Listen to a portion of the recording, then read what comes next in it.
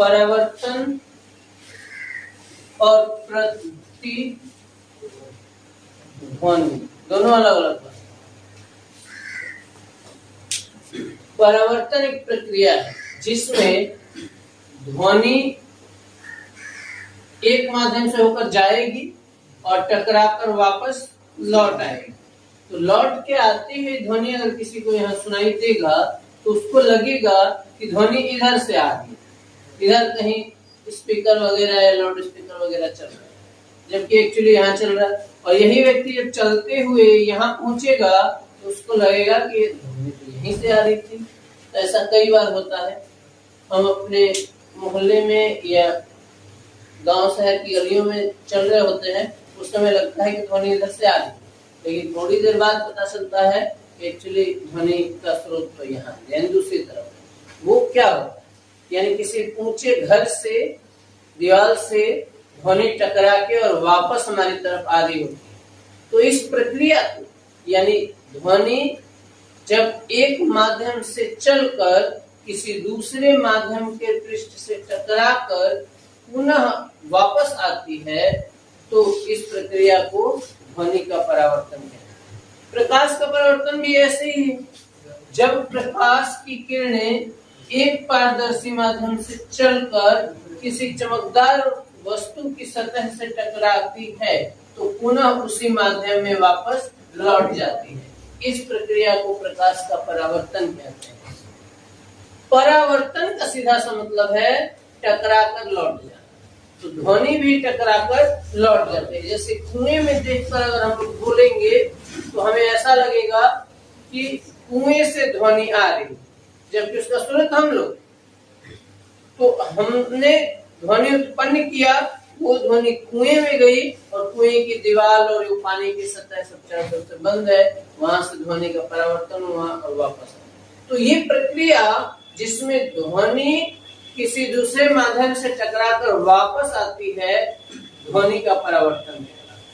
जबकि वो ध्वनि जो वापस आकर हमें सुनाई देती है, प्रतिध्वनि। जो ध्वनि वापस आकर हमें सुनाई देती है वो प्रतिध्वनि कहलाती है। और इस प्रक्रिया को परावर्तन। तो दोनों में लगभग मिलता जुलता हुआ उदाहरण अगर आप लिखें तो इस बात को लेकर कंफ्यूज मत होना कि हम एक ही टॉपिक पे बात। एक में प्रक्रिया पढ़ाया जा रहा है कि ध्वनि आई, टकराई और लौट गई। ध्वनि यहाँ उत्पन्न हुई, किसी सतह से टकराई और वापस लौट गई।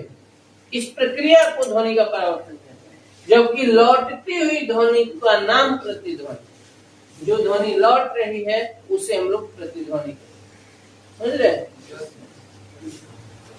हम लोग परावर्तन नहीं बल्कि ध्वनि का परावर्तन समझ रहे हैं। अभी हमारा टॉपिक है प्रतिध्वनि। जब स्रोत यानी ध्वनि उत्पन्न करने वाला और परावर्तक यानी जिससे टकराकर ध्वनि वापस लौटेगी, वो दोनों के बीच पर्याप्त दूरी होती है और श्रोता के बीच भी पर्याप्त दूरी होती है। जो सुनेगा उसके बीच भी पर्याप्त दूरी है, तीनों एक दूसरे से दूर दूर हैं, तब आपको प्रतिध्वनि का आभास स्पष्ट रूप से हो। जैसे पहाड़ है दूरी पर और कोई ऐसे करके चिल्ला रहा है खूब तेज, तो वो आपकी ध्वनि पहाड़ पर जाएगी, टकराएगी और वापस आएगी। तो समय लगेगा इस काम में। ध्वनि वहां से टकराई और वापस आई तो 1 सेकेंड या आधा सेकेंड या 2 सेकेंड लगभग लगेगा। तो उतने समय में आप आराम से अनुभव कर सकते हो कि दूसरी ध्वनि भी आ रही है, तो आपको प्रतिध्वनि स्पष्ट सुनाई देगी। परावर्तन के कारण यानी ध्वनि के परावर्तन के कारण सुनाई देने वाली ध्वनि प्रतिध्वनि कहलाती है। अभी मैं इस क्लास में बोल रहा हूँ तो आप लोगों को प्रतिध्वनि नहीं सुनाई दे रही है, बस एक मेरी आवाज सुनाई दे रही है। ऐसा इसलिए है क्योंकि ये दीवारें मेरे पास और आप लोग भी हैं पास में ही, तो मेरी ध्वनि और दीवार से टकरा के जाने वाली ध्वनि दोनों एक साथ पहुंच जा रही है, तो आपको प्रतिध्वनि का आभास ही नहीं हो रहा है। आपको दोनों ध्वनियां जब अलग अलग समय पर पहुंचती, लगभग 1 सेकंड का भी टाइम लेती, तब आपको स्पष्ट सुनाई देता। मैं बता रहा था कि 332, 345, 46, 42 वो वायु के तापमान पर निर्भर करता है, इतनी ध्वनि की चाल होती है। सामान्य तौर पर 332 0°C पर, और वो भी सामान्य वातावरण में। तो 332 मीटर अगर आप दूर रहते मुझसे इस दीवार से, तब आपको प्रतिध्वनि स्पष्ट सुनाई देती। तो 332 मीटर क्यों? क्योंकि 1 सेकेंड का टाइम लगता है ध्वनि को 332 मीटर दूर जाने पर। अब होगा ये कि मैं इस दीवार से 332 मीटर दूर रहूं और खूब तेज बोलूं, और आप भी इस दीवार से 320 मीटर दूर रहें और आप उसे सुने, या मैं ही सुनूं, मैं खुद ही बोलकर खुद ही सुनूं, 332 मीटर दूर चला जाऊं और खूब तेज बोलूं, और ये दीवार की ऊंचाई और ये सब पर्याप्त होनी चाहिए कि वहां से परावर्तन हो सके, तब मुझे स्पष्ट सुनाई देगा कि हाँ, बोलने के 1 सेकेंड बाद सुनाई दे रहा है। जब आप लोग टूर पर जाओगे, टूर हर साल हम लोग लेके जाते हैं, और जब आप टूर पर जाओगे, जो बच्चे इंटरेस्टेड होते हो जाते हैं इसमें से, उस समय पहाड़ों के बीच जाकर या पहाड़ों पर जाकर खूब तेज बोल के देखना, आपके प्रतिध्वनि आपको स्पष्ट सुनाई देगी। प्रतिध्वनि आपको स्पष्ट सुनाई देगी क्योंकि पहाड़ की दूरी आपसे पर्याप्त हो जाएगी और पहाड़ से ध्वनि टकरा के वापस लौटेगी। तो परावर्तन के बाद सुनाई देने वाली ध्वनि प्रतिध्वनि। आप जो बोल रहे हो तो मूल ध्वनि है, और पहाड़ से जो टकरा के वापस आ रही है वो प्रतिध्वनि। ये प्रतिध्वनि है। शर्त इतना सा है कि जो व्यक्ति स्रोत है वो, और जो परावर्तक है यानी जो दीवार या पहाड़ है, वो पर्याप्त दूरी पर होने चाहिए, नहीं तो दोनों ध्वनियां एक साथ आ जाएंगे आपके कान पर और आपको समझ में नहीं आएगा। अगर कोई कहता है कि प्रतिध्वनि है क्या और आप इसे कहाँ महसूस करते हो, तो कहना कि जिस तरीके से प्रकाश किसी चमकीले पृष्ठ से टकरा के वापस लौट जाता है, उसी तरीके से ध्वनि भी दीवार, चट्टान या पहाड़ों से टकराकर वापस वायु में लौट आती है। परावर्तन के बाद आने वाली इस ध्वनि को प्रतिध्वनि कहते हैं। कहाँ से सुनते हो आप? तो कहना कुएं के अंदर बोलने, और कुएं के अंदर 332 या ज्यादा दूरी पर नहीं है उसकी गहराई, लेकिन फिर भी इसलिए आपको प्रतिध्वनि आ जाती है क्योंकि वहां एक बार आपने बोला और आपकी ध्वनि से प्रतिध्वनि बनकर उसी में बार बार वो टकराती रही, बार बार टकराती रही, तो अंतिम आने वाली ध्वनि आपको सुनाई देगी।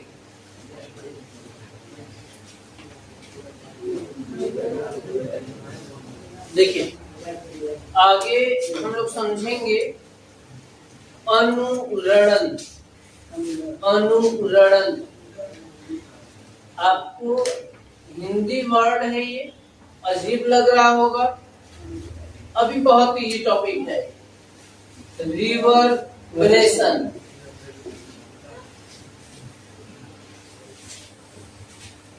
अनुरणन, इसका मतलब ये है कि किसी ध्वनि के अस्थायित्व का बना रहना। जैसे आप कुएं में देखकर खूब तेज बोलेंगे तो 2 बार, 3 बार, 4 बार आपकी ध्वनि आएगी, उसका अस्थायित्व कुछ सेकंड तक उसे बना रहेगा। 2 बार, 3 बार, 4 बार, 5 बार हो सकता है आपकी ध्वनि आए बहुत तेज बोलने। या ऐसे पहाड़ों के बीच रहें, इस तरफ भी पहाड़, इस तरफ भी पहाड़, और बीच में हम रहें और खूब तेज बोले, तो इसकी प्रतिध्वनि इस पर जाएगी, इस पहाड़ पर, और इस पहाड़ की प्रतिध्वनि इस पहाड़ पर। तो कुछ सेकंड तक वो प्रतिध्वनियां बनी रह सकती हैं। यानी प्रतिध्वनि कब बनी रहेगी? जब ध्वनि का बार बार परावर्तन हो। तो ध्वनि के बार बार परावर्तन के कारण ध्वनि के कुछ देर तक अस्थायित्व का बना रहना अनुरणन कहलाता है। कई पात्र ऐसे हैं कि एक बार उसमें आप बोलो और उसमें से थोड़ी देर तक आवाज निकलती रहेगी, 5-10 सेकंड तक। कई जगह ऐसी है जहां लोग ऐसे प्रतिध्वनि उत्पन्न करने के लिए ही और घूमने के लिए जाते हैं, वहां खूब तेज चिल्लाते हैं तो उनकी ध्वनि गूंजती है और कुछ देर तक वहां रहती है। तो ध्वनि के अस्थायित्व का परावर्तन के कारण बने रहना अनुरणन कहलाता है। बार बार परावर्तन होगा और बार बार ध्वनि का अस्थायित्व वहां मतलब कुछ देर तक रहेगा और धीरे धीरे करके ध्वनि क्या होती जाएगी, कम होती जाएगी। क्योंकि जब जब परावर्तन होगा ध्वनि की तीव्रता में कमी आएगी और ध्वनि कमजोर होती जाएगी। तो शुरू में आप खूब तेज चिल्लाते हो और उसके बाद प्रतिध्वनि तेज है, फिर अगली प्रतिध्वनि थोड़ी धीरे, फिर उसकी अगली प्रतिध्वनि थोड़ी और धीरे। इस तरीके से धीरे करते करते करते करते ध्वनि समाप्त हो जाती है। तो ये है अनुरणन। इसमें एक बार स्रोत से ध्वनि उत्पन्न किया गया और उसका परावर्तन हुआ एक दीवार से इधर, फिर इधर से इधर आगे परिवर्तन हुआ, फिर इधर से इधर आगे परिवर्तन हुआ। तो बार बार वो परावर्तित हो रही है और कुछ देर तक वो बनी रह रही है। हालांकि धीरे होती जा रही है लेकिन कुछ देर तक सुनाई देती जा रही है। इसे हम लोग अनुरणन कहते हैं। हेडिंग है अनुरणन। आप लोगों के लिए तो ये नया शब्द है, नया टॉपिक लग रहा है, लेकिन इसकी बहुत उपयोग है। ये अनुरणन का मतलब है कि ध्वनि कुछ देर तक वहां बनी रहे। उसके बाद आइसक्रीम बेचने वाला जब आता है तो ऐसे दबाने वाला आवाज है ना, और उसमें क्या होता है, उसके दो तरीके के होते हैं। एक होता है, मैं बना तो नहीं पाऊं शायद, लेकिन कोशिश करता हूँ। देखिए, एक होता है जिसमें ऐसे यू टर्न लेकर और उसके बाद ऐसे यू टर्न लेकर और उसके बाद ये खुलता है, एक ऊपर और एक इस पर। और एक सिंपल होता है जिन लोगों का सीधा होता है, बस सिंपल है ना, ऐसे सीधा होकर होता होगा, देखते हैं थोड़ा सा सीधा होकर फिर उनका वैसे खुलता होगा। अब ये एक्चुअली ये है क्या, तो ये अनुरणन के ही उपयोग कर रहे हैं। ऐसा स्रोत बनाया गया इसमें कि जब इसको दबाएं और ध्वनि उत्पन्न हो तो ध्वनि का बार बार परावर्तन हो। तो थोड़ी देर तक एक बार दबाओगे तो 1 सेकंड 2 सेकंड तक आवाज करे और तेज आवाज करे। यहाँ से जो भी ध्वनि उत्पन्न होगी इसमें बार बार टक्कर होगी और ध्वनि निकलती रहेगी और तेज निकलेगी। और इसमें तो और तेज, क्योंकि इसमें ध्वनि का परावर्तन और टक्कर होगी और ज्यादा देर तक निकलती रहेगी। अनुरणन तो हमारे गले में भी ध्वनि बार बार टकरा के तब निकल रही है तो लंबा सुनाई दे रहा है, मतलब समय से क बोल रहा हूँ तो इतनी देर तक क का स्थायित्व है कि आप आराम से सुन सको उसे और समझ सको, हाँ ए बोला जा रहा है, बी बोला जा रहा है या क बोला जा रहा है। इस तरीके से अनुरणन। एक और इम्पोर्टेंट इसका यूज है, डॉक्टर जो आला लेकर आते हैं, क्या कहते हैं उसको कुछ शब्द मैं देख के बताता हूँ। स्टेथोस्कोप है ना, वो डॉक्टर लेके आता है हार्ट बीट चेक करने के लिए या ऐसे कान में लगा के और टच करते हैं। तो जो हमारे पल्स है या हार्ट बीट है उसको लोग सुनते हैं। तो वहां पे कुछ देर तक जैसे स्थायित्व बना रहे, उनका जो ये वायर होता है ना वो इसी तरीके का बना रहता है, तो उसमें ध्वनि का स्थायित्व कुछ देर तक रहे, यानी ध्वनि बार बार परावर्तित हो और थोड़ी देर तक उनको सुनाई दे। तो इससे स्पष्ट हो जाता है, वो पता कर पाते हैं कि क्या परेशानी है, सही है या कुछ परेशानी है, और फिर उस हिसाब से इलाज होता है। तो अनुरणन जो आप लोग के लिए पहला मतलब नया शब्द था, ये बहुत यूजफुल है। इसके जाने अनजाने में हम लोग कई जगहों पर यूज करते हैं, जैसे बांसुरी वगैरह में। मैं यहाँ लाइव क्लास में ही पढ़ाता रहता हूँ, क्लासरूम में वीडियो रिकॉर्ड कर लेता हूँ यूट्यूब के लिए, यानी आप लोगों के लिए। तो मुझे उम्मीद है आप लोग मेरी क्लास को शेयर करते रहेंगे और कमेंट करें जो नहीं समझ में आ रहा है पूछिए, मैं नेक्स्ट वीडियो में उसका जवाब जरूर दिया करूँगा। मुझे आप लोगों से बहुत उम्मीद है, आप लोगों का प्यार बस ऐसे ही बना रहे। बहुत बहुत धन्यवाद मेरी वीडियो देखने के लिए।